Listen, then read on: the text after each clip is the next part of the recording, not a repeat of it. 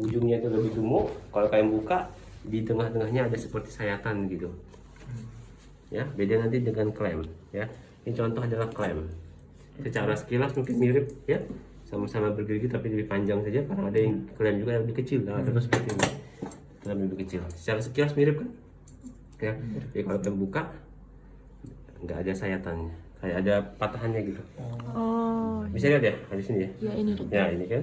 Oh. Itu menandakan dia needle holder. Kalau yang nggak ada berarti namanya klem. Yang kalian harus punya sebelum jahit adalah yang ini, jelas ya. Needle holder. Terserah ukurannya mau besar mau kecil, intinya seperti ini modelnya. Cara megang masih ingat ya, jempol sama jari jari manis ya, begini. Oke, itu yang kita butuhkan. Ini 3 needle holder. Kemudian berikutnya kita butuhkan lagi, ini sebenarnya tidak kita butuhkan ya, klem. Tapi asal kalian tahu namanya klem. Ini klem. Ya, ciri khasnya ada 2 jenis, ada klem yang lurus, ada klem yang bengkok. Ya, mana-mana ukurannya pun berbagai macam-macam.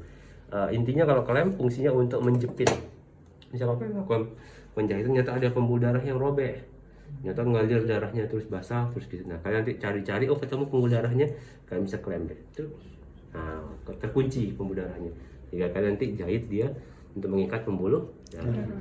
Itu gunanya. Ada juga klem yang lain gunanya untuk bisa memegang ini apa namanya, duk steril bisa gitu ya, pas melakukan operasi. Ada juga. Jadi banyak jenis klem. Ya, jadi bisa digunakan untuk memegang misalnya otot juga, megang apapun. Itu gunanya adalah klem. Kita tidak gunakan klem ini nanti pada satu ujian ataupun jahit luka ya. Kemudian berikutnya kita butuhkan ini adalah ini. Ini apa? Gunting plester. Kalau modelnya seperti ini, tekukannya jelas ya, ujungnya berbeda-beda ukurannya, panjangnya, namanya klem. Gunting plester. Berarti ini tidak steril, tidak boleh ditempatkan di sini. Ya, berarti ini anggap ini ruangan yang non steril di sini ya, Pak ya. Jadi tidak boleh digabungkan, karena memang dia digunakan untuk di luar. Ya, kalau ada hijau di pasti ini steril. Pada apapun dengan kalian diharapkan harus sudah steril. Ya. Kemudian berikutnya adalah ini. Ini gunting namanya gunting jaringan. Ada 3 macam, ada yang tajam tumpul seperti ini, ada yang tajam ujungnya, ada yang tumpul-tumpul. Intinya sama untuk menggunting jaringan. Misalnya kalian pernah mungkin ada yang kecelakaan, kemudian ada kulitnya yang menghitam begitu, pernah jatuh gitu ya, gesekan jadi menghitam. Nah, itu bisa dipotong. Ya, apa namanya yang hitam itu kan sudah mati itu. Nah, potongnya pakai apa? Pakai gunting jaringan. Ujung yang tumpul ini gunanya untuk menjadi penahan. Nanti belajar sisi nanti di semester 7 sama saya lagi, kita guntingnya itu pakai ya kayak gini, yang ada tumpulnya. Jangan tajam-tajam, jadi salah-salah ya selesai sampai panjang ujungnya. Jadi hati-hati ya. Nah, kalau yang ini beda lagi, nih gunting juga. Yang khasnya apa? Di ujungnya ada seperti cungkilan begitu. Nah, gunanya cungkilan ini untuk nanti mengambil benang yang ingin misalnya diambil, dilepas ya. Pernah ada yang kecelakaan mungkin dijahit? Belum pernah. Nah, kalau kalian pernah? Belum pernah. Alhamdulillah, jangan sampai. Kalau melakukan itu lebih bagus lagi ya. Nanti misalnya kalau kalian ingin melepas, nanti saya ajarin kalian melepas ya. Nanti dicungkil dikit gini baru digunting. Jadi gunting cungkilnya harus di bagian bawah. Nanti kita ajarkan ya. Oke, itu dari peralatan. Oh, jangan lupa juga. Itu apa? Pinset. Ada pinset anatomis, ada pinset chirurgis. Pinset anatomis ini kan paham ya, nggak ada giginya itu. Fungsinya untuk memegang sifatnya yang misalnya kulit gitu. Ini boleh pegangan. Jangan pakai ini buat kulit. Karena yang ada apa? Hancur, ya berlubang. Maka menimbulkan kerusakan. Biasanya ini digunakan pada organ-organ yang sifatnya licin. Contohnya otot. Otot itu licin sekali dalam. Sehingga kalau pegang pakai ini otot itu akan lepas terus. Siapa yang mau jahit otot? Ototnya bisa sampai robek. Gara-gara kecelakaan gitu sampai ototnya robek. Kalian mau jahit lagi, megangin jangan pakai yang ini. Biasanya kalian Mbak minta chirurgis gitu. Kayak pegang ototnya, pegang pakai ini sehingga daya cengkeramnya kuat. Jeleknya apa? Jeleknya pasti akan menimbulkan kayak lubang-lubang gitu. Tapi karena di dalam kan harapannya akan sembuh dengan sendirinya. Kalau di sini, kalau luka apa yang terjadi kan? Kasihan ya, estetikanya hilang ya, kosmetiknya jadi tidak bagus ya. Kita akan perhatikan baik-baik. Kemudian berikutnya yang kita butuhkan adalah benang. Ya, ini adalah benang yang kita gunakan. Nah, benang ini ada 2 jenis. Ada benang yang diserap, ada benang yang tidak diserap. Ya, ini salah satu yang tidak diserap. Namanya non absorbable. Dia kata absorpsi. Absorpsi artinya apa? penyerapan atau diserap. Nah kalau non berarti tidak diserap. Nah contoh-contohnya adalah bahan silk ini ya. Ada sutra, ada silk termasuk yang non absorber ya. Artinya apa? Benang ini jenisnya adalah tidak diserap. Berarti logikanya biasanya digunakan di jaringan tubuh yang mana? Sifatnya luar atau dalam? Luar. Paham ya? Jadi kenapa? Karena nanti akan dicabut lepas ya. Jangan di bagian dalam. Kok bagian dalam udah pakai gimana? Selamanya nggak kalian sampai kalian bongkar lagi kan? Samanya kerja 2 kali ya. Sehingga ini digunakan untuk bagian luar. Makanya untuk kulit biasanya kita pakai yang ini. Ujian pun kita pakai kalian yang ini. Ya. Nah, kemudian yang non absorber ya. Ada juga yang absorber ya, yang diserap. Ada tulisannya nggak sini absorber? Nah, ini absorber sutur ya. Absorber berarti diserap. Nah, kalau diserap ini biasanya dari bahan-bahan alami. Salah satunya adalah bahan dari kata catgut. Artinya catgut. Artinya apa? Cat kucing, GUT artinya usus. Disambung jadi usus kucing. Enggak. Bercanda. Oh. Jadi soalnya pencinta kucing bisa marah ya. Kok dokter menggunakannya enggak ya? Walaupun namanya catgut, tapi dia berasal dari usus domba. Zaman dulu dari kucing. Kayak namanya catgut. Zaman dulu sebelum pecinta binatang, protes ya kan. Oh, kucing dibulu kan, kalau kucing dibulu marah bukan pecinta binatang ya. Jadi akhirnya diganti cari model lain dari domba, khususnya domba, dipinter-pinter begitu. Tapi karena namanya sudah melekat dari sejak zaman lama dulu ya, sehingga tetap namanya catgut. Jadi jangan bingung ya, walaupun namanya catgut bukan dari kucing ya. Itu dimarahin nanti ya. Nah, kemudian catgut sendiri ini termasuk absorber, berarti diserap. Kalau absorber ini diserap ini bisa dipakai di luar atau di dalam? Dua-duanya. Betul. Dalam memang paling oke-nya. Di luar bisa nggak? Bisa. Seperti contoh kayak laki-laki sunat. Pernah nggak sunat kalian? Saya dokternya tuh nyabut dulu anunya ya, talinya nggak pernah kan? Nah, karena apa? Karena dia menggunakan yang absorber. Nah itu sih. Ingat tak masuk kalian disunat? Nggak ingat ya? Ingat. Ya kan kalau pas disunat kan tidak ingat. Tapi setelahnya kan kalian masih ingat kan? Tidak pernah tuh datangnya cuma dikontrol aja kan? Jatuhnya tidak pernah dicabutin lagi, tidak pernah kan? Nah, kalau cabut lagi bisa nangis kalian ya. Ya. Sehingga digunakan yang absorber. Jadi tadi benar, dua-duanya bisa dipakai, baik di luar maupun di dalam, tergantung kegunaan. Ya, tapi biasanya untuk dia punya masa-masanya. Nah, catgut plain ini termasuk masanya sangat pendek. Plain itu artinya murni apa? Murni ya apa? Original. Iya, kayak apa ya? Plain ya, plain. Enggak ada rasa pokoknya putih alami lah. Nah, catgut alami ini itu masa untuk dia menjadi daging kita bilang atau diserap tubuh itu sekitar 1 mingguan. Sehingga jaringan-jaringan yang sifatnya menyembuhnya itu lebih lama daripada 1 minggu, jangan pakai ini. Yang dia lukanya akan masih basah. Bayangin dulu misalnya kalian pakai otot, misalnya ototnya tuh kalian pelajari teori dulu, tetap penyembuhannya 2 mingguan. Jangan pakai ini, yang ada nanti waktu kalian jahit seminggu diserap ototnya masih kebuka. Ngerti ya? Nah, carilah yang mungkin lebih lama nyerapnya. Ada salah satu namanya catgut chronic. Bukan plain tapi chronic. Itu ketahanan asam kromat itu sekitar 2 mingguan. Itu lebih lama lagi dia keserap. Saya pakai otot, otot ini 2 mingguan. Oh, pakai kromat saja atau asal catgut chronic. Jadi pilihan ini digantungkan kepada kalian. Kalian akan berdasarkan pengalaman kalian pelajari ya. Kalian pelajari sambil kalian mana yang kalian gunakan di banyaknya alat ini ya. Oke. Nah, kemudian kita ke jarum ya. Kalau jarum ini ada 3 jenis. Berdasarkan bentuknya ya. Ada yang namanya adalah taper. Ya, sebentar ini taper tuh oke. Taper. Dan satunya adalah cutting. Ini taper. Oh ini nih. Ini adalah cutting. Kalian perhatikan ujungnya sini. Ini nih yang saya tunjuk ini warna seperti segitiga. Kalian coba perhatikan, kalian pegang. Bukan bulat tuh. Beda dengan yang ini. Yang ini lebih bulat. Ini lebih bulat. Kalian pegang nanti ya. Agak susah kalau kalian lihat. Kalian pegang aja nanti ya. Ya, ini namanya cutting yang segitiga, yang bulat namanya taper. Kegunaannya beda-beda. segitiga cutting itu gunanya untuk merusak jaringan yang sifatnya keras. Contoh kulit itu sangat keras, jadi untuk kalian pakai taper itu nggak bagus. Bagusnya pakai cutting karena merobeknya lebih kuat. Yang segitiga tadi. Yang segitiga. Tapi yang segitiga, kalau jaringannya kalian gunakan misalnya selalu lentur, misalnya otot itu kan lembut ya. Kalian pakai yang cutting ya, nanti cuttingnya akan merobek otot-otot yang lain semuanya, seperti ada retakan gitu. Nah itu kan jelek hasil. Makanya pakai biasanya yang halus-halus pakainya taper. Pemilihannya pun sangat penting buat kalian. Oke, waktu kalian di rumah sakit kalian juga cutting juga ya, yang segitiga. Ini untuk yang keras ya, dok, yang segitiga ini. Ya betul, yang di ujungnya sini. Nah itu kan segitiga kan maksudnya. Iya. Nah, itu namanya cutting. Oke. Nah ada juga hati-hati ya. Ada juga yang jenis jarum, ada dua lagi selain dari bentuk, ada dua jenis lagi berdasarkan kepada penggabungannya dengan jarum, dengan benang sorry. Ada namanya jarum traumatik, ada jarum atraumatik. Jarum traumatik adalah yang tadi kalian pegang. Ini adalah traumatik. Oke, yang dimana ujungnya ini ada selain ada jarum ada lubang, tempat benang. Ada yang namanya jarum atraumatik.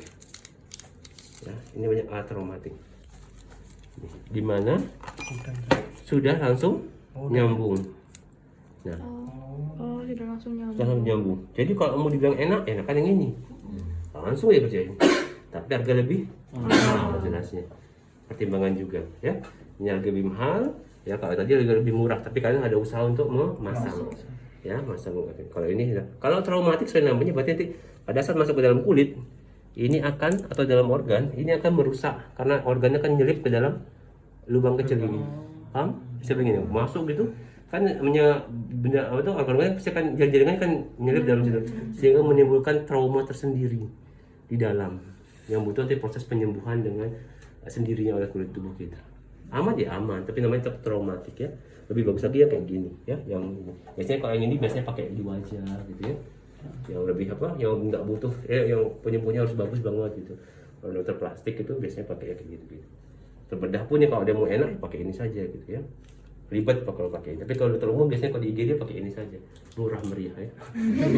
Ini mahal ya. Ya. Oke, seperti itu ya. Kemudian apa yang kita butuhkan lagi? Yang kita butuhkan lagi ini untuk berlubang apa nih? Pinset apa? Spide ya, spide dengan lido kain. Oke, ini saya anggap di luar dulu.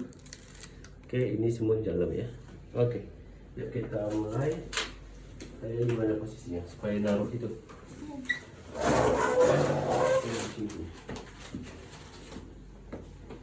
Ini, nah di sini.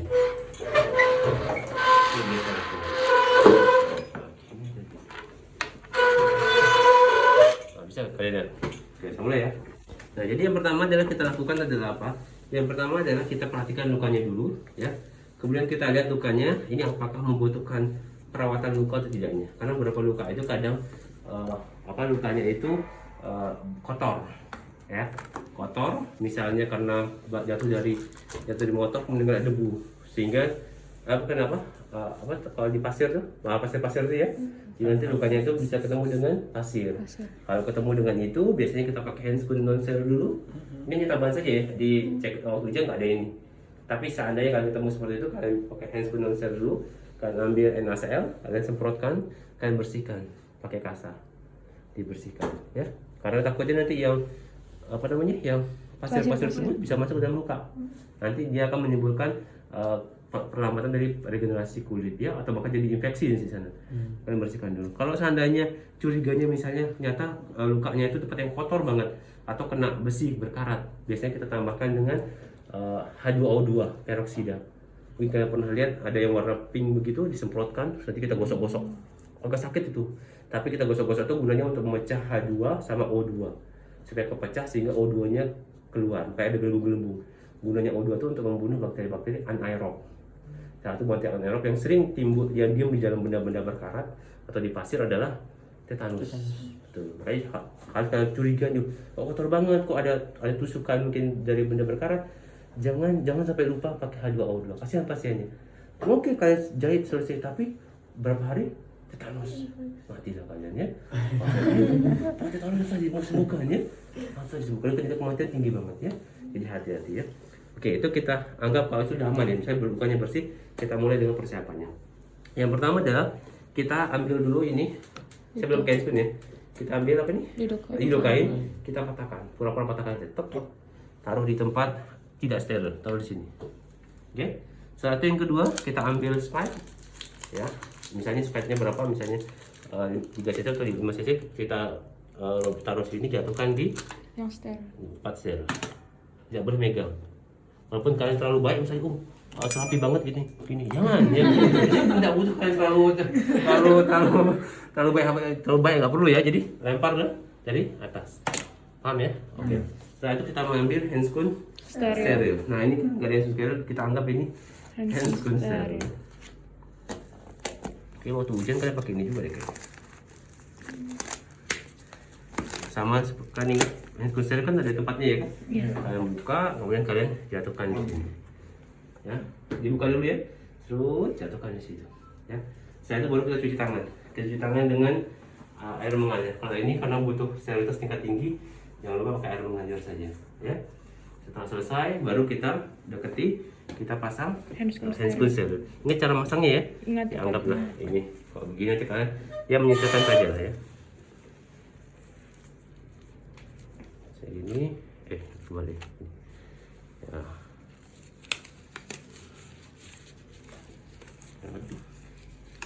Waktu ujian biasanya ribet di sana. Iya, ribet sini. Waktu ujian dulu. Aduh, kayak gini biasa. Sama saja kita waktu itu. Ribet juga ya. Nah, kalau udah begini kan lebih enak. Nah, tinggal. Cari manusia ini. Nah, jadi wes, nah aman. Oke, setelah ini kita ambil ini apa nih? Ya, kolentang. Kita ambil kolentang, kemudian kita ambil kasa. Ini nggak di kasa ya? Ini di luar. Ini kasanya dia steril nanti ya. Ini kasanya steril di sini ya. Nah, kita ambil kasa steril, kemudian kita lipat, kita ambil betadine. Nih betadine ya, betadine. Kemudian kita lakukan antiseptik di luka yang kita inginkan. Misalnya di sini ya, di zaman kalian nggak seperti ini ya. Kita lakukan antiseptik ya, bisa sirkuler seperti ini. Ya, 2-3 kali monggo terserah kalian. Ya, yang penting semuanya sampai kena. Sudah selesai dengan ini, kita lanjutkan berikut ini dibuang ya, dibuang. Kita lanjutkan dengan ini, ambil spade-nya. Ya, kemudian kita buka dan kita masukkan lidokain. Jadi cara begini. Karena kan sendirian. Kalau aslinya kalian biasa dibantu sama misalnya asisten kalian, perawat kalian. Jadi tinggal ngambil gini. Tapi karena kalian sendirian waktu ujian, tinggal cara ambil seperti ini. Oke, sudah selesai. Ya, segini. Kemudian kita lakukan anestesi ya. Nah, kalau seandainya lukanya seperti ini kan panjang nih. Ya, beda dengan luka panjang, luka pendek. Jadi kebutuhan anestesi kalian juga berbeda-beda. Lidokain yang ini memiliki kemampuan sekitar 5 menitan. Kalau ditambahin apa-apa, kalau kalian tambahin adrenalin, ketambah sampai setengah jam. Jadi kalau dalam 5 menit kalian terlalu lama jahitnya, berarti kalian butuh tambahan lagi. Misalnya kalian baru pertama kali, gemeternya kelamaan. 5 menitan. Nanti udah baru jahit langsung pasien kaget sakit ya. Artinya kalian nambah lagi ya. Jadi ingat waktu kalian hanya 5 menit untuk ngerjain itu ya. Oke, setelah itu kita mulai dari sisi luka yang misalnya lukanya panjang seperti ini, kita sisi luka yang kiri maupun kanan ya. Pas di tengah. Gimana? Pas di tengah luka. Bukan di tepian luka, di garis. Di pojok-pojoknya ini. Nah, jadi kita mulai lakukan ini. Bismillahirrahmanirrahim. Ini kan sekutan ya. Aspirasi sedikit, masukkan sedikit saja. Setelah masukkan sedikit, kita tarik dikit dan kita dorong sampai penuh. Langsung sejajar gini, masih seputan sampai ujung ke kiri atau kanan terserah kalian. Yang penting tidak di tengah-tengah, tapi di kiri maupun di kanan. Jadi miring begini. Setelah miring aspirasi sedikit, setelah itu dimasukkan setengahnya sambil ditarik. Nah, sambil ditarik. Jangan sampai keluar. Kalian perkirakan saja. Misalnya di ujungnya kalian bergeser ke sebelahnya, kemudian masukkan lagi. Dibagi-bagi. 2 sisi, betul. Misalnya ini 4 cc berarti 22. Aspirasi sedikit lagi, kemudian masukkan sambil kalian mundurkan. Pakai rasa berarti. Tarik, betul. Kalau kalian membunyikan ini kan tadi kan maksudnya sampai segini kan? Nah, berarti ini masih ada di sini. Kalian bisa tambahkan lagi, ambil lagi dan tambahkan di sebelahnya. Sama seperti tadi, seperti sedikit, masukkan sedikit, kemudian geser sini ya, sini, sisi sebelahnya lagi, seperti sedikit, sambil dikeluarkan, sambil dimasukkan. Ya. Setelah selesai, kita tunggu sekitaran berapa 30 detikan. Sekitar 30 detikan untuk dia untuk dia sudah tidak merasakan lagi ya kayak gini. Sakit apa? Enggak sakit lagi. Oke, kita pasang duk berlubang. Nah, gak jatuh ya, takutnya jatuh. Taruh sini dulu ya. Tidak apa. Oke, setelah itu kita ambil needle holder kita. Kemudian kita pilih jarum yang kita inginkan seketika. Oke. Ini enggak, ini traumatik. Oh ini enggak. Yang cari yang lain. Ini taper kayaknya. Kalau nggak ada yang lain ya. Yang traumatik. Kan ini dia, ini ada benangnya, jadi nggak bisa dimasukin. Bisa pakai ini aja nggak apa ya? Ini yang bulat kayaknya. Iya bulat. Nggak apa-apa lah. Apa yang ada nanti kalian gunain aja ya.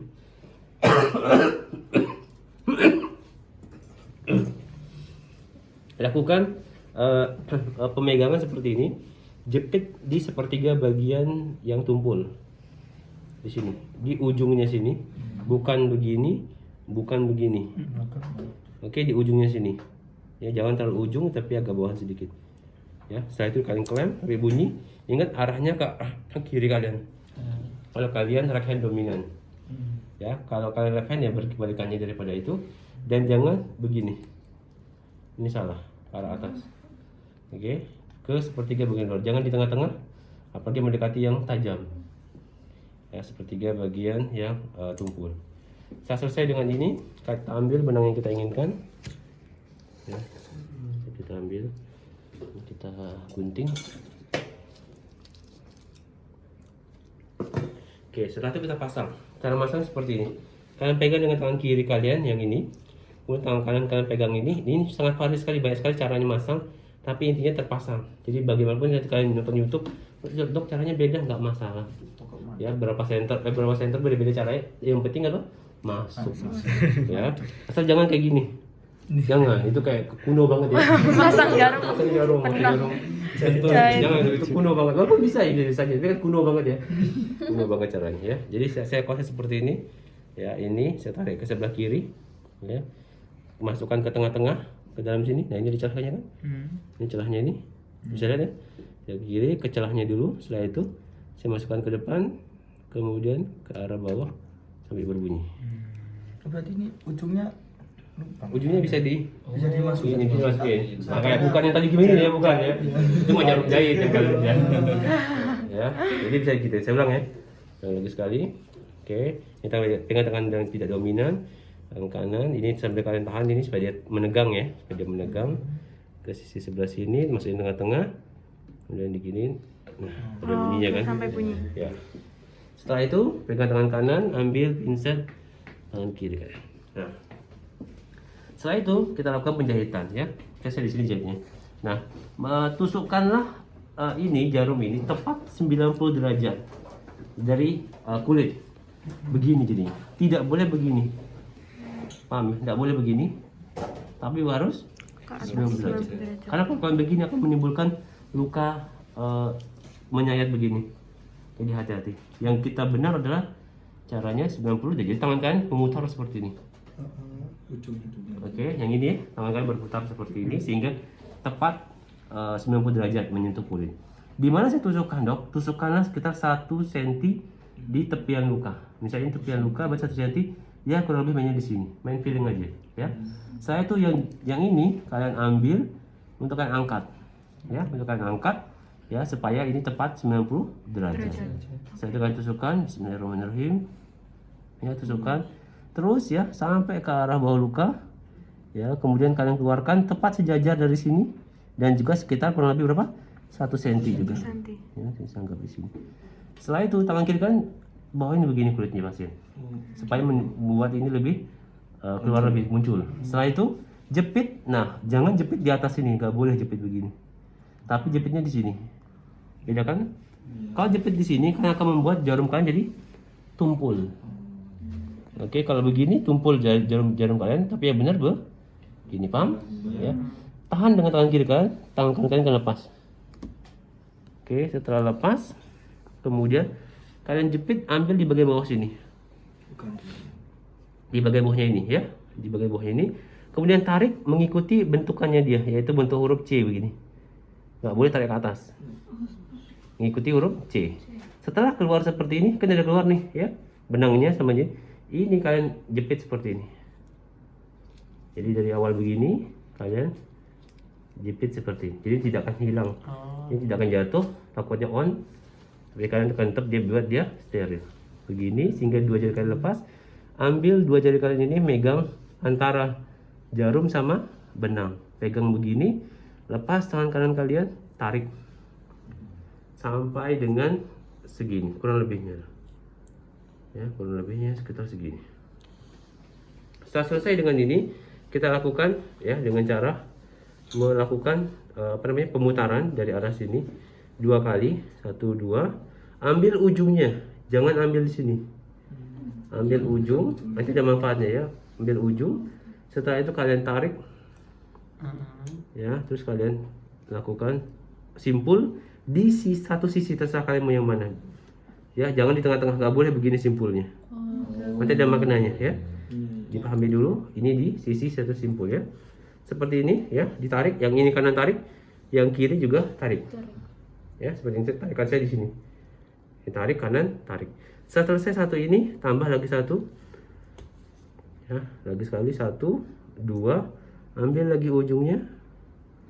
Oke, kemudian lakukan ya. Ya. Ya. Bisa dua kali, bisa 1 kali, 1 kali boleh. Setelah itu udah semuanya begini, kalian ikat, tahan. Ini kalian regangkan sampai meregang begini. Menegang gitu, ambil gunting. Ada gunting. Oke. Nah, gunting ini penting cari kalian megang juga. Ini gunting benang juga bisa dipakai ya. Yang sisi yang sisi yang tumpul itu horizontal dulu. Setelah itu kalian tarik secara vertikal, jadi begini. Yang tumpul harus ada di bawah, nggak boleh begini, misalnya gini. Nah ini nggak boleh, ya takutnya melukai. Tapi begini, kemudian tarik ke arah atas. Berapa dong? Di guntingnya sekitar 1 cm juga. Main firasat saja ya. Begini, gunting. Sudah. Ya belum selesai sini. Ya. Nah, yang bagus adalah kalau ininya ini naik ya. Ini naik. Nanti kalian atur ya. Ketegangannya kalian atur. Nah kayak gini kayak temannya kalian. Agak naik di sisi sini. Harus kencang. Tidak kencang, tidak terlalu antaranya, tidak terlalu kencang, tidak terlalu lembut, ya, tidak terlalu lembut. Intinya tidak boleh bikin space begini, nggak boleh. Tapi bolehnya itu menanjak seperti ini. Kalau kalian pernah lihat luka-luka itu kadang menonjol kan? Iya. Setelah selesai sembuh. Nah itu gara-gara memang prosesnya menonjol begitu. Harapannya supaya kalau ada bakteri tidak bisa masuk. Paham ya? Kalau sejajar, takutnya nanti ada celah yang terbentuk sehingga bakteri sering masuk. Logikanya seperti itu ya. Udah selesai dengan ini, contoh udah semuanya. Ya, berapa jarak satu dengan lain? 1 cm juga. Antara satu dengan lain 1 cm sampai di ujungnya. Ini namanya teknik jahit simple sutur. Ini saya ajarkan. Jadi 1 kali jahit potong, 1 jahit potong.